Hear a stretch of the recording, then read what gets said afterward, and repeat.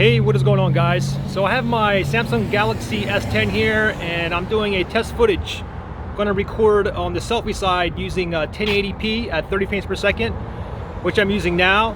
Then I'm going to switch it to the 4K at 30 frames per second as well, which is the highest video resolution for the front side and 4K on the S10. However, on the back side you can record 4K at 60 frames per second. Also, with the 4K, there's no video stabilization, so I want you to compare the difference between this 1080p right now and the 4K that I'm about to do right now.